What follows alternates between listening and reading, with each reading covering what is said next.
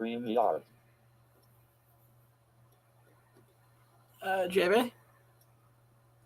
Yeah, you're on, Adam. All right, cool. Hello, this is Awesome Sauce Radio. I'm your host, Blind Adam. You're not. Your eyes do not deceive you. This is Awesome Sauce Radio on a Saturday. Today we have a special guest. He's a legendary voice actor. He's raised most of us with his voices on G.I. Joe and Transformers, as well as many other cartoons and movies. The legendary Neil Ross. Neil, how are you, sir?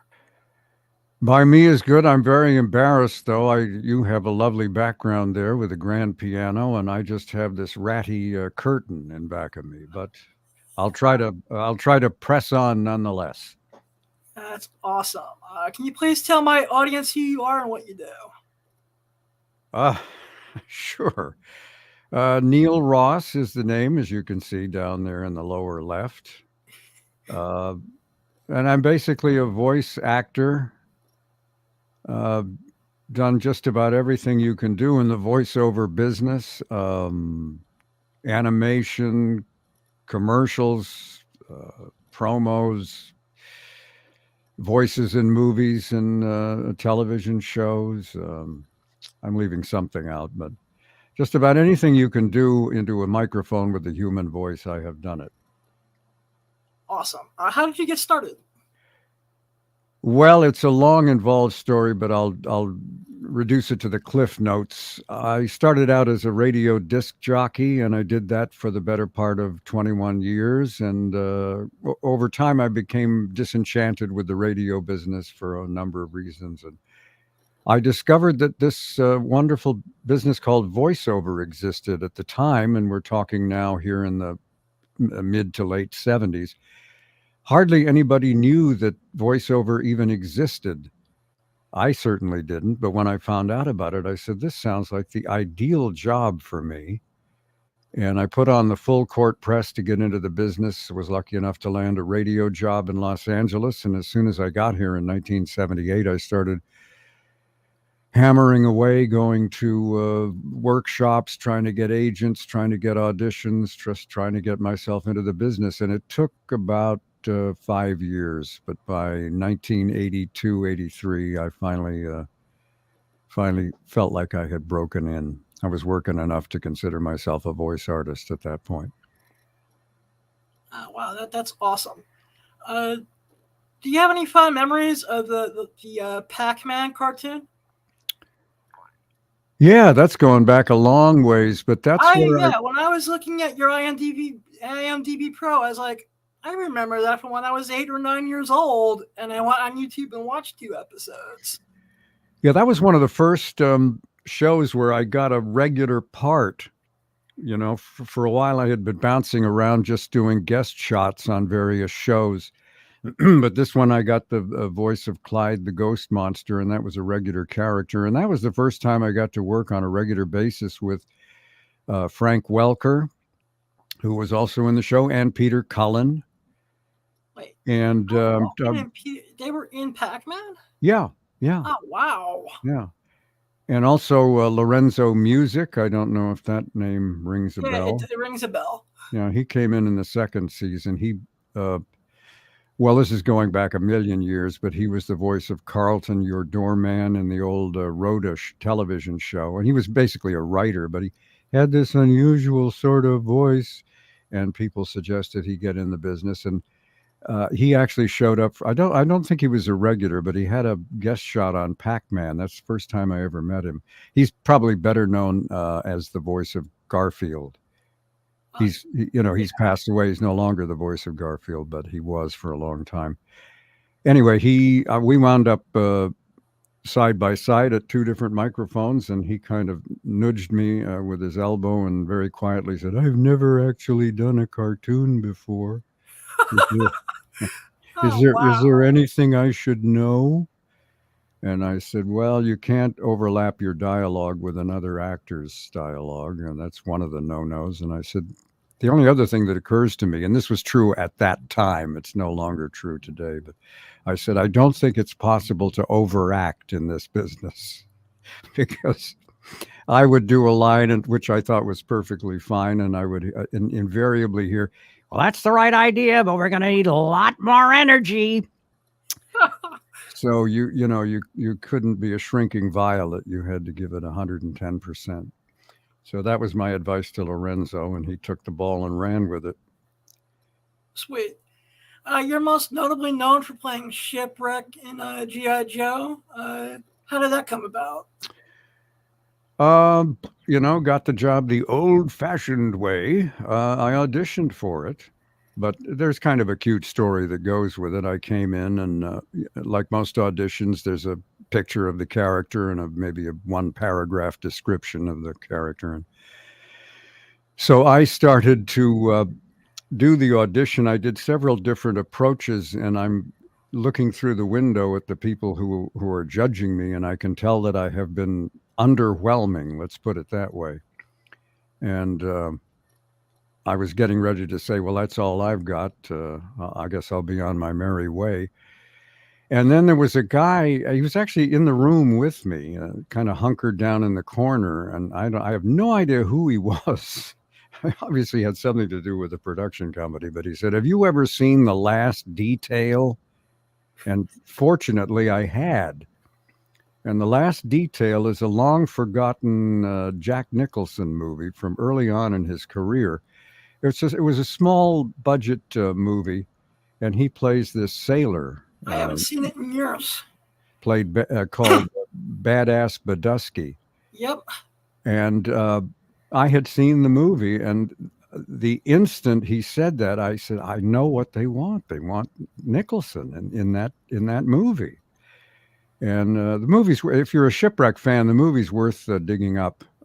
Nicholson actually was nominated for Best Actor. He didn't win that year. And then the following year, he did Chinatown and Cuckoo's Nest, and everybody forgot about The Last Detail. But as I say, I had fortunately seen it. And that's what gave me the clue for the voice and the attitude that became Shipwreck. And the minute I did a pass in that voice and that attitude, the guy in the corner gave me a thumbs up and said, "You got it."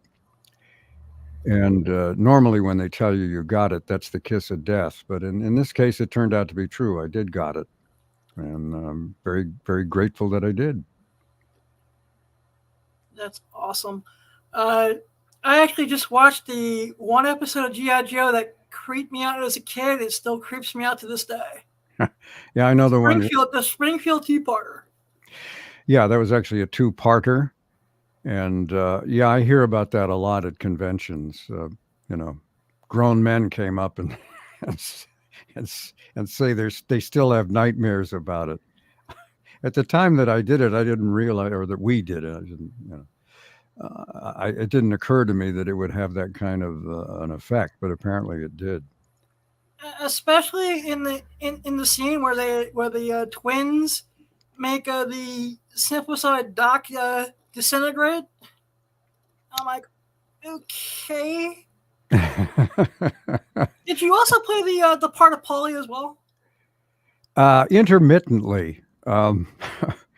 Wally Burr, the director, who had a lot on his plate, he sort of would forget who was doing Polly. So sometimes I would be there, and he would tell Frank to do it, Frank Welker, and he would do it. And then sometimes he'd tell me to do it, and then sometimes he'd tell Frank to do it, and we'd say, "Frank's not here today." "Oh, well, then you do it, Neil." So Polly is a combination of me and Frank, depending on which episode you're watching. All right, cool. Like I said, that two-parter is, I think, where Polly had the most lines in any episode. Well, that was probably me, but I wouldn't swear to it. Mm-hmm. Do you have any fun stories about Chris Latta? God rest his soul. Yeah, fun stories. No, I mean, we all had tremendous respect for him as an actor. He's my childhood hero. Yeah, G.I. Joe and Transformers. The guy gave 110% all the time. And he had this indestructible voice. He could just scream and scream and scream. And if I did it, 10 minutes in, I'd have no voice left, but he just could plow on for hours. And of course, he was a multifaceted guy. He also did on camera work and was also an accomplished stand-up comedian. Yes, I actually study as a stand-up comedian. I actually studied his stand-up. Yeah, it's funny. I don't know if you ever came across it. This was way before streaming or anything like that, but gosh, I've forgotten the channel. I don't think Comedy Central even existed at this point. I think it was on A&E, but anyway, it was Rodney Dangerfield Presents New Comedians. That may have been HBO. No, I didn't have HBO. No, this All right. ran on cable, somewhere All on right. cable. And on that show were Chris Latta and Maurice LaMarche. Oh, I'll have to search that out. I don't remember that. And I had not met either one of these guys at this point. They were total strangers to me. And what was unfortunate for them was the other comedian on the show was Sam Kinison. And wow. so all I remembered was Sam Kinison, you know, and then I had to go back later and look at it again. And of course, Chris was doing a really unique thing, and it's worth if you can dig the show out and take a look at it. It's worth watching. It's interesting what he did, and I've said this in other places. Periodically, as I travel around in my career, I will occasionally run into somebody, and I'll think, "Wow, you know, someday this guy's going to be big. I'm going to be bragging that I used to work with him." And I had that feeling about Chris. And I honestly think if he had not died so young, he would have gone on and become very, very big. I could see him playing a part in The Sopranos. Sky's the limits. Well, here's a fascinating little piece of trivia. There was a movie called A Stranger Among Us. And there is a short scene where two guys try to rob a jewelry store. The cops cuff them. They escape. They run through the streets handcuffed together, commandeer a cab. The cab driver and the cops shoot everybody. And anyway, the two guys handcuffed together are Chris Latta and a very young, very thin James Gandolfini, who would later go on. Yeah. And it's so ironic when you look at the two of them and you think what happened to them after that. And as I said, I could have seen Chris playing any number of parts in The Sopranos or a ton of other television shows. He was an interesting looking, sounding guy. I really thought he was going to be a big star at some point. That's awesome. How did you develop the voice of Bone Crusher for Transformers? You know, auditions, the G.I. Joe and Transformers and Inhumanoids and a number of other shows. Wally Burr was the director, and Wally Burr supervised the auditions. And so it became, you came into the audition with a couple of ideas, but then Wally would start tweaking them, and you would just sort of follow his lead.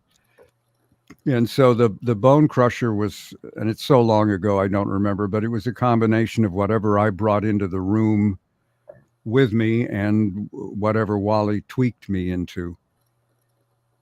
But it just, ended up down in here somewhere. It's been a long time since I've done it. And if Wally were here, he would probably say, "No, that's not it."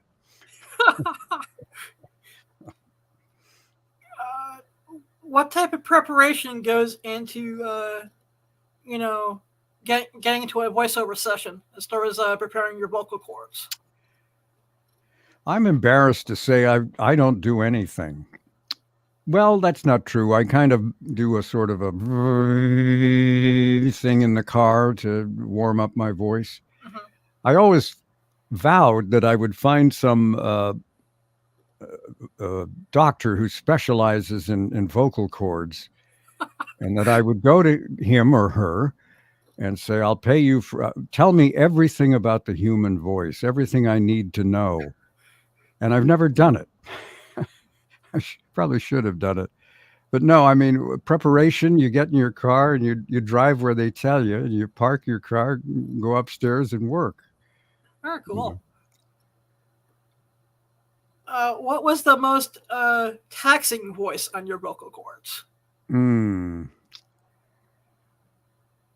Well, you know what? Sometimes you this especially happens at auditions. You'll find a certain placement, and you say 3 or 4 words, and it hurts, and you start having to cough, and the people in charge will go, that's good. We like that. We like that. And I say, well, I'm wonderful. I'm thrilled that you like it, but I cannot do it for any length of time. I'm sorry. It just it's. I guess the one of the toughest ones was the voice of the Green Goblin in Spider-Man, the animated series in the mid-90s.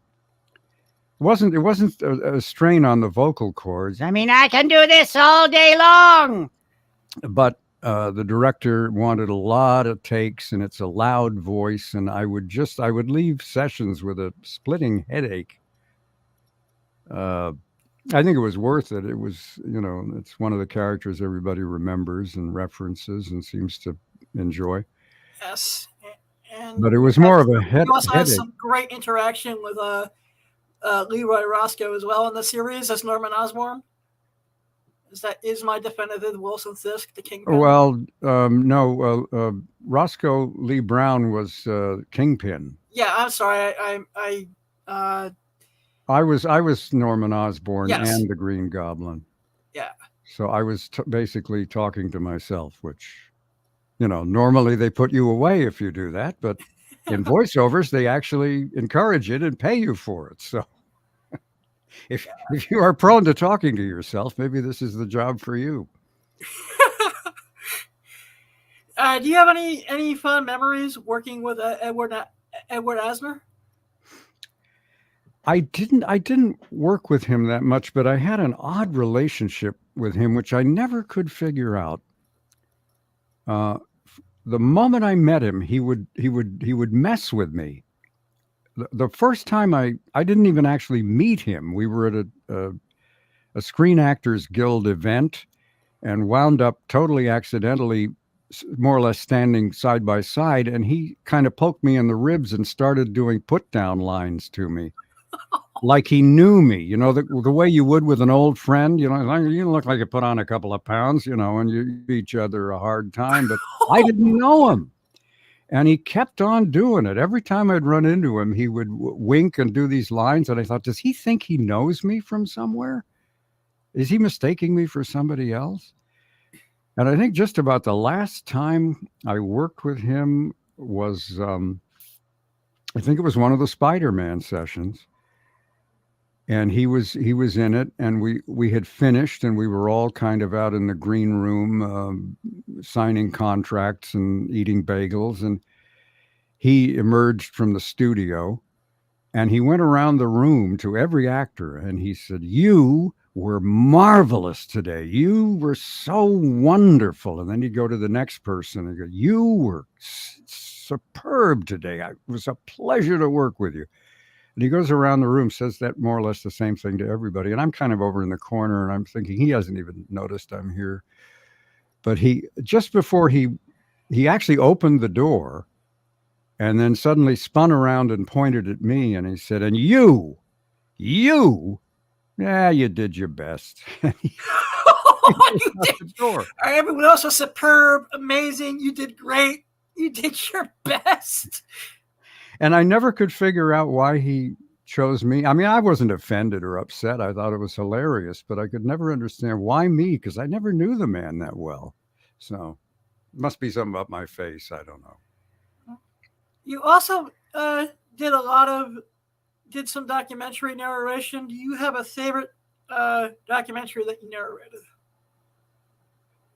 Well, I was very proud of being able to do 25 something in that neck of the woods novas for public television, because gosh, I remember being in a local disc jockey down in San Diego watching the Nova shows on television, and thinking how wonderful they were. And if somebody had said to me at that point, someday you'll get to narrate one of these, I would have said, you're out of your mind.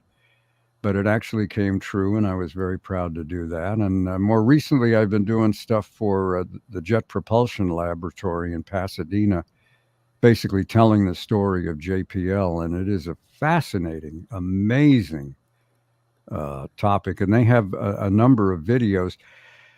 If you go into YouTube and put in JPL, Jet Propulsion Laboratory, some shows will come up. There's one in particular, and what you would put in the YouTube slot, if that's the correct terminology, would be a Triumph at Saturn. JPL Triumph at Saturn. I will check that out later.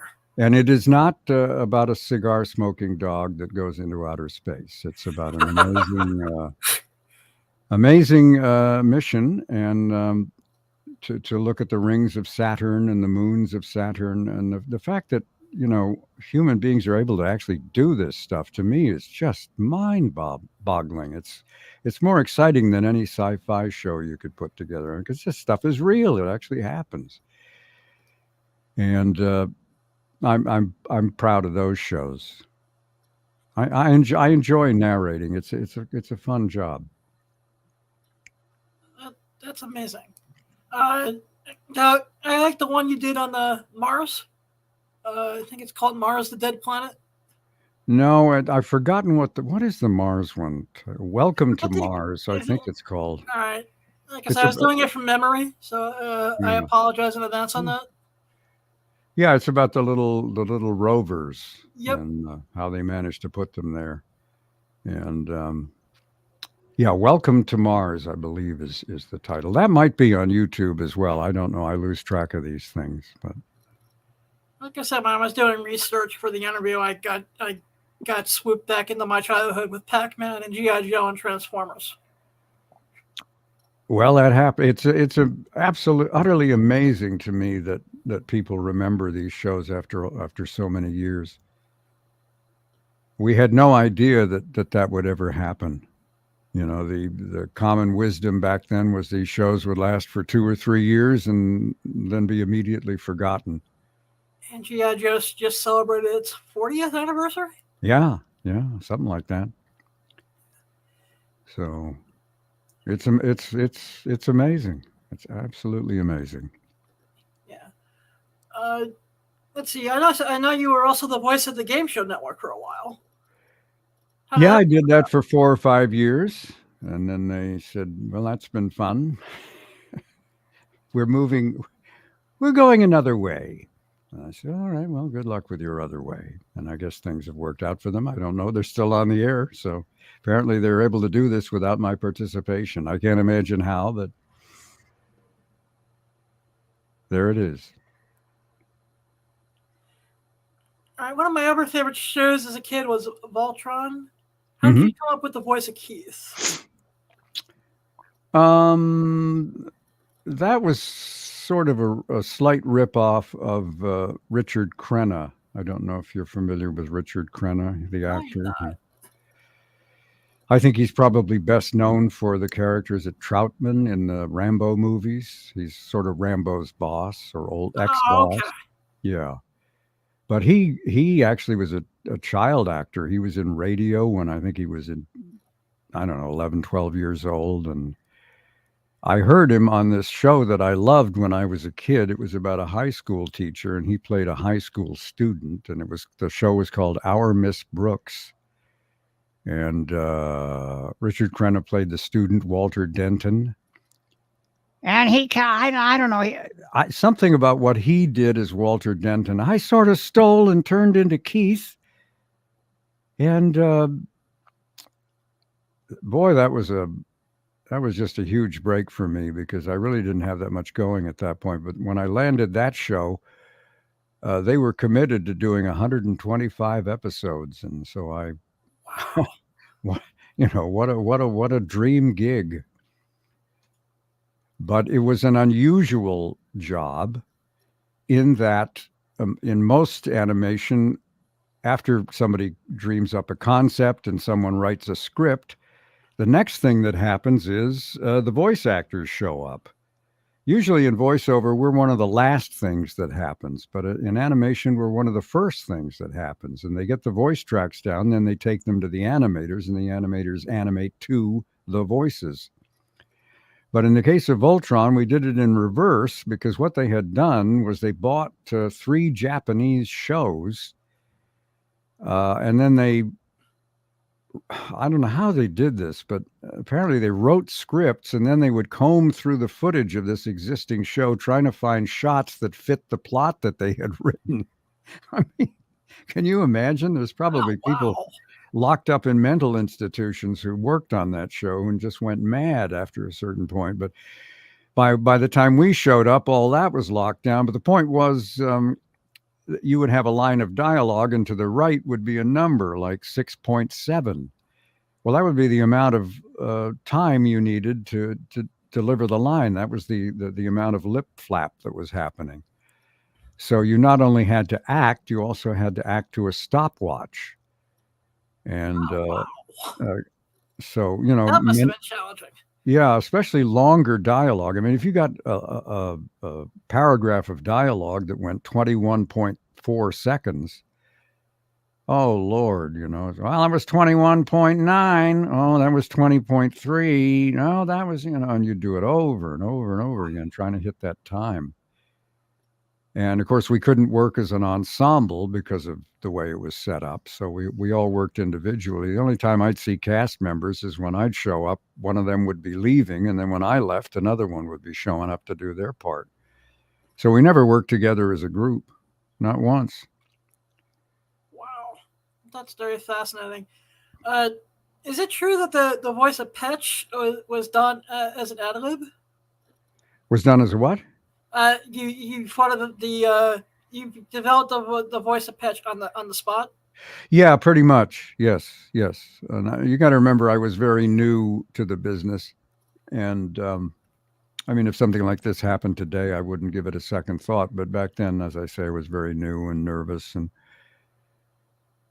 I showed up and I thought all I was going to do was Keith, and the director shoved this picture under my nose of what looked like an elf with glasses and said, "What do you got for this guy?"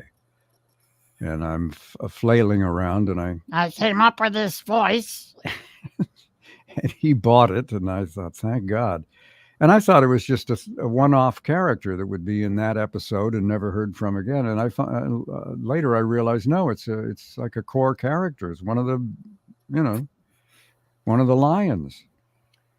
And I kind of wish I'd had more time to think about what to do with it. Although maybe what I came up with on the fly was fine. I don't know. We'll never know because it's all done. It's all history. Yeah. You also did a lot of product, commercials. Did you have a favorite? Product commercials? I'm not sure. Coca-Cola, Walmart. Oh, no. I mean, commercials are commercials, and you just show up and do them. I don't mean, you can't sort of hang on to it the way you can hang on to a character like Shipwreck or Keith in Voltron, and most of the time it's one and done. And the last time we moved, I had this huge box full of contracts, and my wife said, "Get rid of that stuff." And I thought, she's right. I mean, why do I need to save this 20-year-old contract from some commercial nobody even remembers? And I started looking through them, and it was like unbelievable. I couldn't remember any of them. There would be a product name, there would be a studio, a time, a date, and if you'd taken me into court, I'd have sworn on a Bible I never did that. But there it was in black and white. I did have a regular thing I did for 6, 7, 8 years, Southern California Chevrolet Dealers Association, and I have some interesting memories of that. Not so much the work, but just interacting with the folks. They were very colorful, and I have some funny stories about that, but no. Most of the commercials, I've developed total amnesia. Yeah. And of course, your most famous film role was probably Back to the Future 2. How did that come about? Yeah, again, not any kind of a big, exciting, sexy story. I don't think I even auditioned for that. I don't know how I got that job. Sometimes jobs fall out of the sky and you're never able to track down how you got there. And of course, the thing they tell you is when you show up for a session, the last thing you want to say is, Why did you pick me? Yeah, that's true. which implies, maybe you've made a mistake. They say, no, no, no, you have to go in there with the attitude, of course you picked me. Everyone does. And so I never ask. And in this case, as I recall, my agent said Universal Studios, 2 p.m., blah, blah, blah. And I said, how'd I get this thing? She said, I don't know. Just do it. And I don't think I even knew what I was doing until I showed up there. And then, of course, the movie was fantastically successful. And yes, that is probably the best known movie voiceover I did, was the voice of the Biff Tannen Museum in Back to the Future 2. Which once again took me back to high school, because that was one of the first movies I actually spent my own money on. Yeah, you never forget the first time you got a shell out. Yeah. Like I said, compared to then when I paid to go to the movies 2 weeks ago, those prices were a lot nicer. Yeah, I'm trying to. What the hell did you pay to go to the movies? In 1990, it was like maybe $2-3. Well, of course, I was going to movies in the 60s, and I can't even imagine what it was then. But what is it now? Like $20 or something? It was like 20. I know that by the time I got done paying with concessions, it was like $30-something I spent. Wow. I was like 18 to get in, and then it's another like almost $8 to $9 for a soda. Well, you pay for your thrills, I guess. Yeah. It was the first time I don't go out to the movies the way I used to when I was younger, so it was nice. Yeah, I haven't been to a movie, and I can't remember how long. Just not something I do anymore. Yeah, I hear about. Is your book still in print? Yes. Thank you for mentioning the book, which I am now. Let me see if I can get this where the reflect. That's good. Yes, it is still available, boys and girls. Neil Ross, Vocal Recall, A Life in Radio and Voiceovers, and all sorts of. Amazon, stop. How dare they in the middle of my pitch? Yeah, sorry about that. Filled with all sorts of thrilling anecdotes about my life in radio and voiceovers. And it's currently available through Amazon. Just put in Neil Ross Vocal Recall. There is an audio book version, which is available on Audible. Sweet. I'm going to have to go to Audible. Since I still have 6 credits left, I'm going to have to grab it off of Audible. Yeah, if you're one of those people that has a subscription, well, just throw a Vocal Recall into one of those monthly slots, and you'll be able to listen to 11 plus hours of my melodic voice. If you're having trouble sleeping, it's the perfect antidote. And if you want more information about the book, there is a website, www.neilbook.com. End of commercial. But thank you for giving me the opportunity. Yes. You still do your podcast? I never did a podcast. I thought you said you did a while back. No. My bad. I've appeared on a bunch of them, but I don't do one myself. I don't have anything that interesting to say on a daily or weekly basis. I don't think so. If I did a podcast, there'd probably be about 2 a year, which probably would not be very successful. So. Yeah. Let's see. Before we start bringing the episode to the wrap, I want to thank you for something. Okay. I want to thank you for my favorite episode of Rambo, which helped me get through the most difficult time when I was first got diagnosed that I was going to go blind. It's the episode where Rambo went blind, and he figured out that it wasn't a weakness. Mm-hmm. He kind of way to cope with it until we got cured by the bomb. Well, you're certainly welcome for the little part I had to do with that, but I did not write that episode. You probably should express gratitude if you can figure out who wrote it. But regardless, I never thought of doing that until you just brought it up. So I will go on IMDb Pro and look at the credits and see who wrote the episode.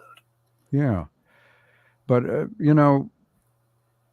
something that never occurred to us when we were doing these shows was the impact that they would have on the audience. And we hear stories at conventions, people whose lives apparently were changed for the better because of these shows. We run into guys who say, I had a horrible home life. I had no moral instruction. The only moral instruction I got was from the public service announcements in G.I. Joe about and knowing's half the battle. Yeah, and they talk about how this changed their lives. That rather than winding up dead or in prison, they've had careers in the military or law enforcement or what have you. And we're just astonished. So, well, it's just wonderful to hear stories like yours and the stories that these folks tell us at conventions. It really makes you happy to know that you had a small part of something that brought a goodness into someone else's life. Yeah. Were you, speaking of conventions, will you be at any in the next coming year? Yeah, there's going to be a BotCon in Burbank the weekend of March 11th. I will be there March 11th. And I think there's going to be a huge Transformers voice panel on that day. Nice. Which I'll be participating in. If I can get a word in edgewise with those egomaniacs. One of those egomaniacs, so I'm praying that the podcast gods will be kind to me and I actually will get to interview, Welker sometime next year. Well, best of luck with that. He's a lovely guy, but he's very much in demand. Yeah, I know. I just I actually purchased IMDb Pro as an early Christmas gift for myself, and I'm like, where did 6 hours go? Because I was just went down this huge rabbit hole looking every one certain cartoons up. And my dog was just looking at me like, you haven't fed me yet. Yeah, I got a cat that's prowling around here. I don't know if you were hearing him. He has settled down. I thought I heard a cat. Where can my audience find you online? Well, I have a website that is really designed more for the casting people. It has a lot of my voice demos on it. But, anybody is welcome to log on and listen. And that is cleverly called www.neilross.com. I paid a consultant a fortune to come up with that. And then there is, I mentioned it earlier, the site that's devoted to the book, neilbook.com. And I'm also lurking on Facebook, but I don't post a whole lot. I'm not one of these people who feels compelled to show you a picture of what I had for lunch. Cool. Well, I want to thank you for sharing your time and for being a guest. This was a dream come true. Thank you very much. Oh, my pleasure, Adam. Thank you for asking me. I've had a good time. All right, cool. Well, everyone, this has been Awesome Sauce Radio, the very rare Saturday appearance. And you guys have a blessed rest of your day and an amazing holiday season. Blood and I'm out.